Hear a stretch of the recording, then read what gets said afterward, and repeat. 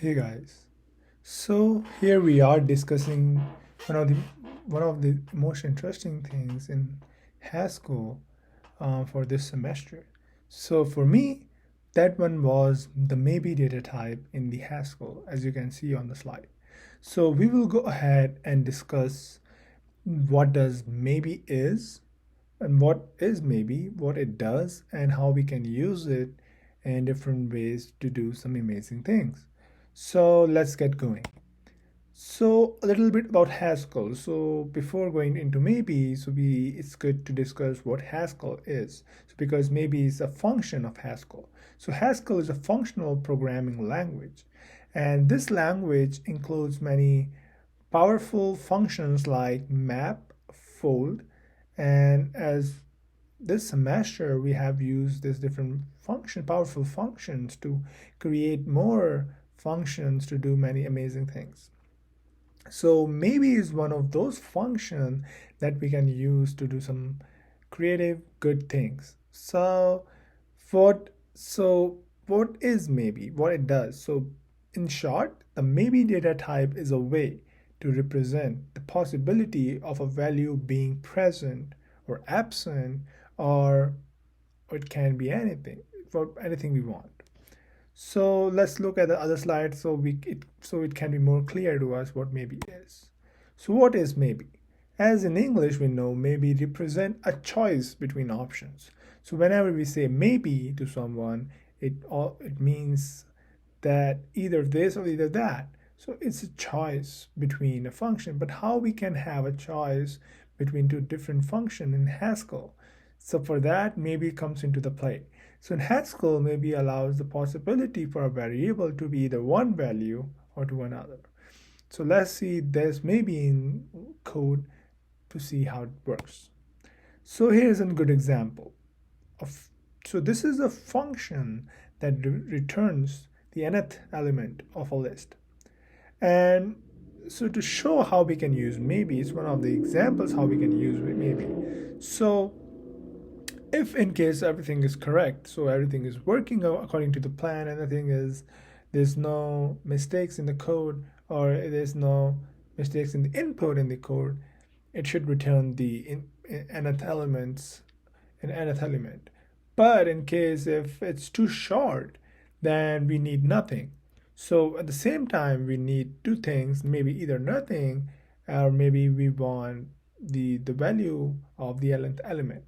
So and also we want to give the variables data type, as you can see there. So we have given the data type maybe a.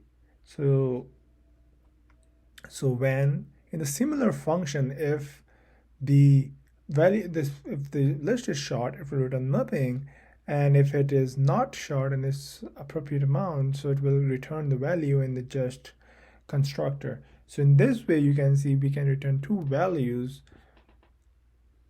at the same time using the maybe data type structure, and while also um, mentioning that in the above line. So let's see the next example. So another example is about a function which returns the square root of an x. As you know, square root of an x, for the x to be, for this function to work, the x has to be positive.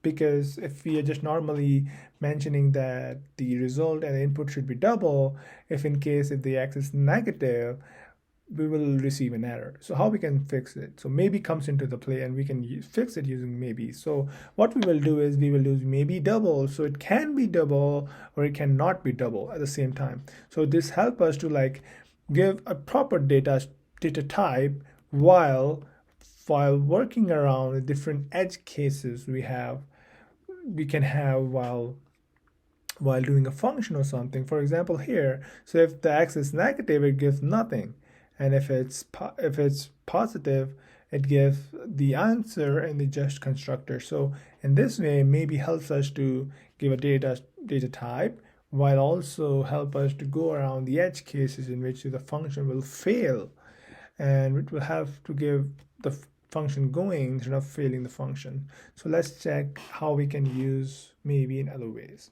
So another advantage of using maybe is that it allows us to chain functions together in a way that is both safe. So here you can see that in the reverse uppercase function, so we are performing a function on a string. So what could be the edge case? How it can go wrong? So for example, if the string is empty, if we put that string in the function, it will give an error. So if you want to go around that error, we will use maybe string.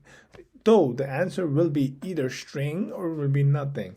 So that's how we can mention data type and for the output of the function while also returning either nothing or the result at the same time.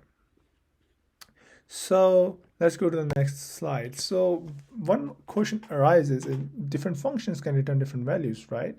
But the maybe is helpful more about in the returning different data type or different data type of a value. So not just the value can be changed, but it kind of orients the data type of the value. So what are the other uses? So error handling. So as we have seen in Haskell, function that might fail or throw errors often defined to return a maybe value instead of throwing an exception. So like we use a maybe value data type instead of like a normal data type, and it prevented giving an exception because of different edge cases. So another one is default values. In some cases, it might be useful to provide a default value if a calculation results in nothing. So yeah, so like it helps us to give a default value if in case the value doesn't work, it gives the default value of the function. So another use is the complex data structure in Haskell.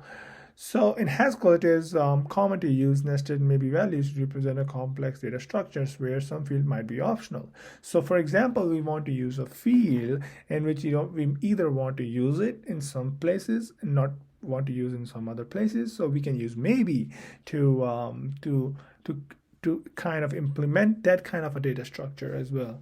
So this is for today. This is about maybe in Haskell and how we can use maybe in different beautiful and interesting ways. So thank you for watching my slide, and bye guys. Thank you.